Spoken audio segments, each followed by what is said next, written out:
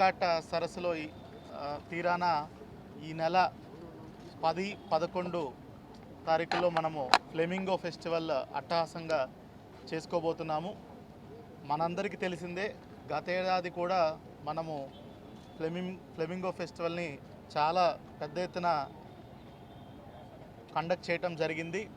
సుమారుగా 3 రోజుల పాటు గత ఏడాది 3-4 లక్షలకు పైచిలకు జనాలు నేలపట్టు బర్డ్ శాంక్చురీ, అదేవిధంగా అటకాని తిప్ప, అదేవిధంగా బీవీపాలెం బోటింగ్, అదేవిధంగా సూళ్ళూరుపేటలో నిర్వహించినటువంటి 3 రోజులు వివిధ రకమైనటువంటి స్టాల్స్, ఆటల పోటీలు, అదేవిధంగా కల్చరల్ ప్రోగ్రామ్స్, వీటన్నిటిని కూడా మనం ఫ్లెమింగో బర్డ్స్, నేలపట్టు బర్డ్ శాంక్చురీకి వచ్చేటువంటి అనేకమైనటువంటి పక్షుల జాతుల్ని మనము ఫోకస్ చేస్తూ వాటి పర్యావరణాన్ని, ఆ ఈకోసిస్టమ్ని పెంపొందించడానికి ఎటువంటి చర్యలు తీసుకోవాలి, అదంతా కూడా ముఖ్యంగా పిల్లల్లో ఆ సైంటిఫిక్ టెంపర్ని పెంచే విధంగా గత ఏడాది ఫెస్టివల్ మనము చేసుకోవడం జరిగింది.